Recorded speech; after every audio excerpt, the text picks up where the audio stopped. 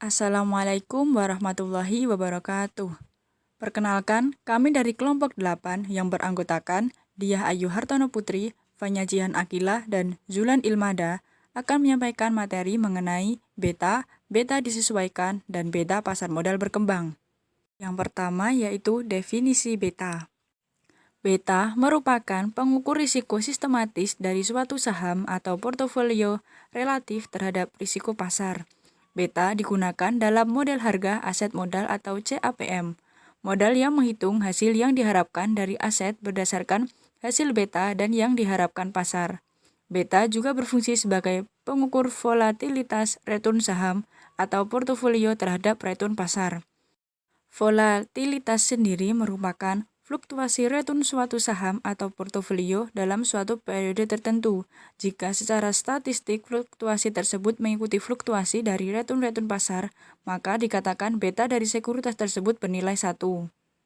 Beta merupakan indeks dari risiko sistematis karena kondisi pasar. Semakin tinggi beta suatu saham, maka semakin tinggi reaksinya terhadap indeks. Seperti apabila indeks naik atau turun, saham dengan beta besar akan bergerak naik atau turun lebih cepat daripada indeks. Kalau nilai betanya 1, berarti pergerakannya seiring dengan indeks. Sedangkan kalau betanya kecil sekali, misal 0, berarti tidak ada hubungannya dengan indeks. Bahkan kadangkala berlawanan dengan arah indeks. Biasanya ini terjadi pada saham-saham kategori gorengan. Beta saham individual cenderung memiliki koefisien determinasi, yaitu kuadrat dari koefisien korelasi yang lebih rendah dari beta portofolio. Beta portofolio umumnya lebih akurat dari beta sekuritas individual, karena ada kemungkinan nilai beta selalu berubah dari waktu ke waktu, dan penaksiran beta selalu mengandung unsur kesalahan acak atau random error. Risiko yang relevan untuk dipertimbangkan dalam investasi yang berbentuk portofolio adalah risiko sistematis, di mana besar kecilnya risiko tersebut ditunjukkan oleh besar kecilnya satuan beta. Besar kecilnya beta menunjukkan besar kecilnya kepekaan perubahan tingkat keuntungan saham atau RIT terhadap perubahan tingkat keuntungan pasar atau RMT. Menurut Husnan, penilaian terhadap beta tersendiri dapat dikategorikan ke dalam 3 kondisi, yaitu yang pertama, apabila beta sama dengan 1, berarti tingkat keuntungan saham I berubah secara proporsional dengan tingkat keuntungan pasar. Ini menandakan bahwa risiko sistematis saham I sama dengan risiko sistematis pasar. Yang kedua, apabila beta lebih dari 1, berarti tingkat keuntungan saham I meningkat lebih besar dibandingkan dengan tingkat keuntungan keseluruhan saham di pasar. Ini menandakan bahwa risiko sistematis saham I lebih besar dibandingkan dengan risiko sistematis pasar. Saham jenis ini sering juga disebut sebagai saham agresif. Yang ketiga, apabila beta kurang dari 1, berarti tingkat keuntungan saham I meningkat lebih kecil dibandingkan dengan tingkat keuntungan keseluruhan saham di pasar. Ini menandakan bahwa risiko sistematis saham I lebih kecil dibandingkan dengan risiko sistematis pasar. Saham jenis ini sering juga disebut sebagai saham defensif. Pengukuran beta suatu saham dapat dilakukan dengan menggunakan single index model. Model ini berasumsi bahwa return saham berkorelasi dengan perubahan return pasar, dan untuk mengukur korelasi tersebut bisa dilakukan dengan menghubungkan return saham individual atau RIT dengan return indeks pasar atau RMT. Tingkat return saham ini dihitung dengan rumus berikut. RIT sama dengan PT dikurangi PTI-1 dibagi PT-1, di mana RIT sama dengan return saham pada akhir bulan ke T, PT yaitu closing price pada akhir bulan ke T, sedangkan PT-1 yaitu closing price pada akhir bulan sebelumnya atau T-1. Selanjutnya yaitu estimasi beta. Untuk mengestimasi besarnya koefisien beta, bisa digunakan market model. Market model pada dasarnya hampir sama dengan single index model. Hanya saja, pada market model tidak digunakan asumsi bahwa error term untuk setiap sekuritas tidak berkorelasi satu dengan yang lainnya. Oleh karena itu, persamaan market model dapat dituliskan seperti persamaan single index model seperti di bawah ini. RI sama dengan alpha I plus beta I, RM plus EI. Dalam hal ini, RI merupakan return sekuritas I, alpha I merupakan intercept, beta I merupakan slope, RM merupakan return indeks pasar, sedangkan EI merupakan random residual error. Market model bisa diestimasi dengan meregresi sekuritas yang akan dinilai dengan return pasar. Selanjutnya yaitu beta portofolio. Dalam hal ini kelompok kami mengambil contoh seperti pada tabel tersebut.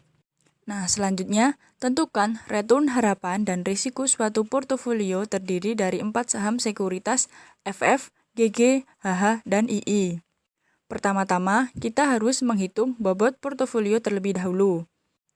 Jumlah dana yang diinvestasikan adalah 50 juta rupiah, maka sebanyak 20 juta rupiah dibagi 50 juta rupiah sama dengan 40% itu yang diinvestasikan pada saham FF. Dengan cara yang sama, penghitungannya, dana yang diinvestasikan pada saham GG, HH, dan II secara berurutan sebesar 10%, 20%, dan 30%. Selanjutnya kita menghitung return harapan portofolio. Nah, return harapan portofolio ini dapat dihitung dengan cara mengalihkan bobot portofolio dari masing-masing saham sekuritas dengan return harapan masing-masing saham sekuritas yang berada di tabel, kemudian dijumlahkan. Seperti pada gambar yaitu 0,4 dikali 0,10 ditambah 0,1 dikali 0,12 ditambah 0,2 dikali 0,15 ditambah 0,3 dikali 0,17. Hasilnya 0,133 atau 13,3%. Selanjutnya yaitu menghitung beta portofolio.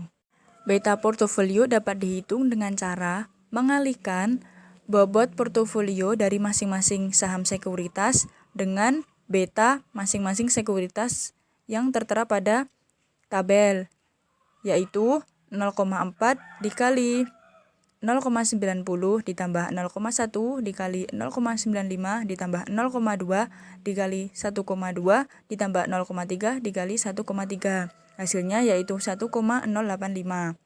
Dengan demikian, portofolio ini mempunyai return harapan sebesar 13,3% dari beta portofolio sebesar 1,085. Karena beta lebih besar dari 1, maka portofolio ini mempunyai resiko sistematis yang lebih besar daripada aset rata-rata. Materi selanjutnya yaitu menyesuaikan dan memprediksi beta. Bloom menyajikan bukti bahwa estimasi beta cenderung mengarah ke nilai 1 dari satu periode ke periode lain. Berikut menunjukkan hasil dari penelitian Bloom. Dapat diperhatikan pada tabel. Nah, dari hasil tersebut diketahui bahwa beta cenderung mengarah ke nilai 1. Selanjutnya, Bloom meregresikan beta-beta sekuritas dari kedua periode tersebut. Hasil dari regresi diperoleh persamaan sebagai berikut. Beta I2 sama dengan 0,343 ditambah 0,677 beta I1, di mana beta I2 adalah beta untuk sekuritas KI di periode 1965 sampai 1961. Sedangkan beta I1 adalah beta untuk sekuritas KI pada periode sebelumnya, yaitu 1948 sampai 1954. Memprediksi nilai beta juga dapat dilakukan dengan cara lain, yaitu nilai dari beta yang diprediksi sesungguhnya juga mempunyai kecenderungan mendekati nilai rata-ratanya. Beta historis disesuaikan mengarah ke rata-ratanya, yaitu beta I2 sama dengan setengah beta I1 ditambah setengah beta I1 rata-rata. Selanjutnya yaitu beta untuk pasar modal berkembang. Beta untuk pasar modal yang berkembang perlu disesuaikan. Alasannya adalah beta yang belum disesuaikan masih merupakan beta yang bias disebabkan oleh perdagangan yang tidak sinkron. Perdagangan tidak sinkron ini terjadi di pasar yang transaksi perdagangannya jarang terjadi atau disebut dengan pasar yang tipis. Pasar ini merupakan ciri dari pasar modal yang sedang berkembang. Perdagangan tidak sinkron. Perdagangan tidak sinkron terjadi karena beberapa sekuritas tidak mengalami perdagangan untuk beberapa waktu maupun dalam satu hari perdagangan.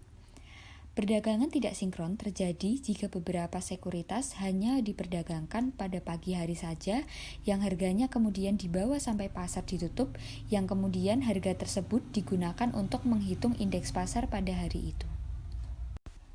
Selanjutnya yaitu pengujian terhadap bias.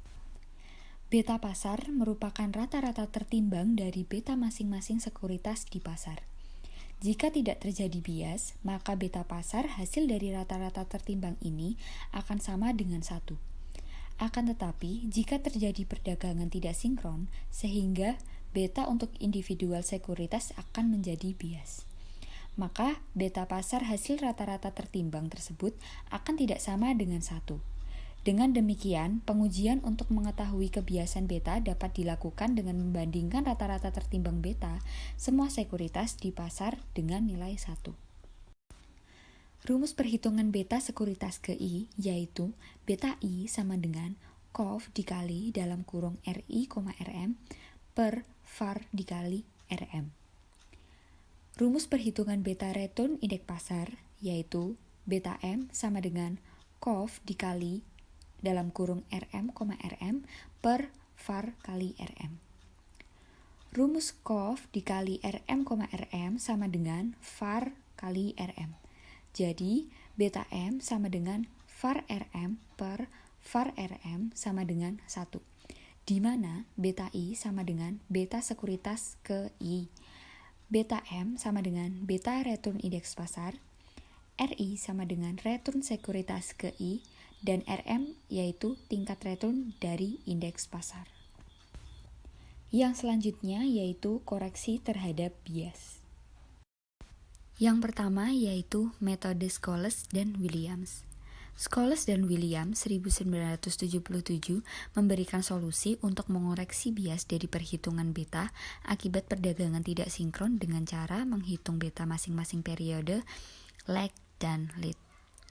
Dengan rumus beta I sama dengan beta I pangkat min 1 ditambah beta I pangkat 0 ditambah beta I pangkat plus 1 per 1 plus 2 kali rho, di mana beta I sama dengan beta koreksian sekuritas ke I, beta I pangkat min 1 yaitu beta yang dihitung berdasarkan persamaan regresi RI, T, di mana alfa I plus beta I pangkat min 1 dikali RMT min 1 yaitu untuk RI periode ke T dengan RM periode lag T min 1.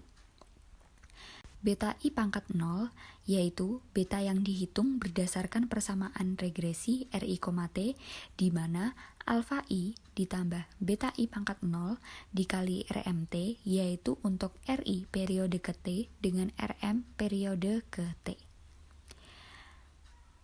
Beta I pangkat plus 1 yaitu beta yang dihitung berdasarkan persamaan regresi RI, T di mana alfa I ditambah beta I pangkat plus 1 dikali RMT plus 1 yaitu untuk RI periode ke T dengan RM periode lead T min 1.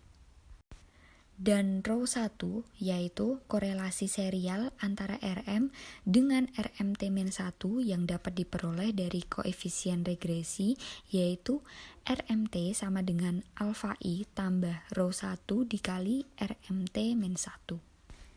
Yang kedua yaitu metode Dimson. Dimson 1979 menyederhanakan cara Scholes dan Williams dengan cara menggunakan regresi berganda sehingga hanya digunakan sebuah pengoperasian regresi saja berapapun banyaknya periode lag dan lead. Metode penjumlahan koefisien untuk beta koreksian yaitu RIT sama dengan alfa I ditambah beta I pangkat min N dikali RMT min N ditambah beta I pangkat 0 dikali RMT ditambah beta I pangkat plus N dikali RMT plus N ditambah EIT, di mana RIT yaitu return sekuritas ke I periode ke T, RMT min N yaitu return indeks pasar periode lag T min N, RMT plus N yaitu return indeks pasar periode lead T plus N. Yang ketiga yaitu metode Fowler dan Roorkee. Untuk satu periode lag dan lead, koreksi beta dilakukan dengan tahapan sebagai berikut. Yang pertama, operasikan persamaan regresi berganda seperti yang dilakukan di metode Dimson dengan rumus yang sudah kita bahas sebelumnya. Selanjutnya, operasikan persamaan regresi untuk mendapatkan korelasi serial return index pasar dengan return index pasar periode sebelumnya dengan rumus RMT sama dengan alfa I ditambah rho 1 dikali RMT-1 ditambah EI. Yang ketiga, hitung bobot yang digunakan dengan rumus W1 sama dengan 1 ditambah rho I per 1 ditambah 2 rho 1. Yang terakhir, hitung beta koreksian sekuritas ke I yang merupakan penjumlahan koefisien regresi dengan bobot beta I sama dengan W1 beta I pangkat min 1 ditambah beta I pangkat 0 ditambah W1 dikali beta I pangkat plus 1. Selanjutnya ada review jurnal, identitas artikel, judul, bias beta dan koreksi beta dalam Bursa Efek Indonesia periode 2009 sampai 2011. Jurnal ilmiah mahasiswa Universitas Surabaya, volume dan halaman volume 2 nomor 1, tahun 2013, penulis Francisca Sugiono, Dr. Werner R. Murhadi SEMM, dan Endang Ernawati SEMSI. Selanjutnya ada latar belakang. Penelitian ini dibuat untuk menanggapi isu bahwa beta yang bias terjadi karena adanya unsynchronized trading atau perdagangan tidak sinkron. Unsynchronized trading ini merupakan bentuk perdagangan di mana perdagangan tersebut terjadi secara tipis dan tidak berlangsung setiap hari. Perdagangan tipis ini merupakan ciri dari pasar modal yang berkembang. Pasar modal Indonesia adalah pasar modal yang berkembang, maka dari itu pasar modal di Indonesia juga mengalami perdagangan yang tipis. Kemudian ada tujuan dari penelitian. Penelitian ini bertujuan untuk menguji nilai beta yang terdapat pada Bursa Efek Indonesia periode 2009 sampai 2011. Nilai beta pada periode ini memiliki kecenderungan bias dikarenakan adanya perdagangan tidak aktif yang terjadi pada bursa. Jika terdapat nilai beta yang bias, maka harus dikoreksi dengan menggunakan metode Schultz-Williams, Dimson, dan Vollmer-Rolke. Selanjutnya ada metodologi penelitian. Penelitian ini menggunakan metode kuantitatif. Populasi dan sampelnya, populasi sebanyak 359 perusahaan tercatat di BEI periode 2009 sampai 2011. Sampel yang digunakan 108 perusahaan tercatat pada BEI periode 2009 sampai 2011. Teknik pengambilan sampel yang digunakan yaitu cluster sampling, yaitu pengambilan sampel dengan cara memproporsikan 30% dari setiap industri yang ada. Sumber data yang pertama, data sekunder yang diperoleh dari Factbook perusahaan tahun 2009 sampai 2011 yang tercantum dalam Bursa Efek Indonesia. Yang kedua, data sekunder yang diperoleh dari Yahoo Finance. Kemudian ada teknik pengumpulan data. Prosedur pengumpulan data dimulai dari mencari hari perdagangan dari seluruh emiten yang tercatat dalam BEI selama tahun 2009 sampai 2011.